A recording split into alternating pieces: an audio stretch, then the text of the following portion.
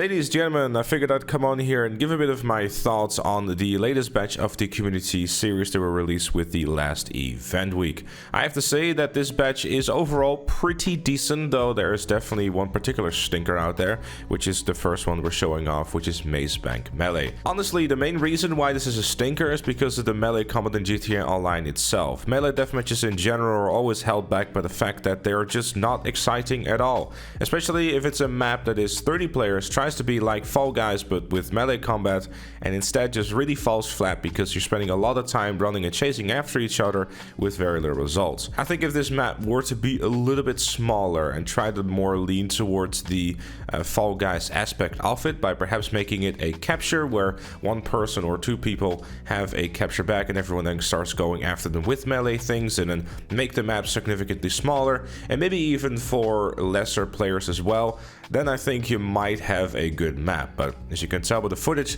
I spent the last time of me talking about this map following Mantoy around when I eventually can smack him down and then get him.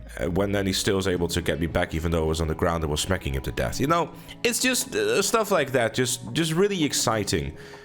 He said sarcastically. Regardless, yeah, not really worth checking out. It's a melee deathmatch, so by default, I think it's kind of fighting a losing battle. Could be okay with the guns though, but might still be a pretty hard bargain based on how large the map is. Ironically enough, the next map that is kind of a stinker, but not entirely because it does do some interesting things, is Red. This one utilizes the updated deathmatch mechanics where you'll be able to run faster and also have unlimited ammo. You have two weapons, an assault shotgun with extended mag and a suppressor, as well as a precision rifle. The interesting dynamic here is obviously the fact that because you can run faster, those shotgun battles will become more interesting, especially if you have lock on aim on console. This will become a assault shotgun fest.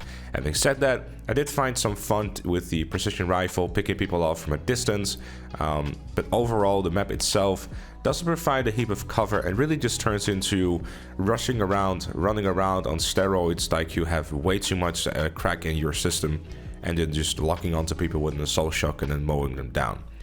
It might be fun for you for like a match or two. If that's something you're into, you can check it out. But overall, I think deathmatches are better enjoyed with some better flow and not just pure utter chaos where you die over and over and over again. It's halfway decent, but it's not great. Moving on to another one, which I think the concept of it is pretty interesting. I've seen similar stuff like this before. It is a muscle car race, so that might make things a little bit more difficult. You probably want to play this in non-contact, especially playing this in public lobbies, considering the fact that this will turn into a bumper car, and muscle cars effectively driving on the water is a recipe for disaster. The concept, like I said, is pretty cool, but I feel that the track is a little too short and could have done some more interesting things to really drive it home. Overall, I think the footage speaks for itself. It might be worth checking out, but I wouldn't go out of my way to play it again. Moving on to the some more decent jobs, which is Thunder Rays Blazer Aqua. Now this one, it does the pretty standard, you know, stunt race thing where you get a bit of roading, you get some tubes going on, and sometimes you end up in the water. It's decent, all right? That's kind of the best way to describe it. It doesn't really do anything special. It does what it's supposed to be doing for a Blazer Aqua race, but overall, there's not really anything where I'm like, oh yes, that's incredible, and you should go and do that. The same thing kind of applies for the next job, which is Rapid Rally.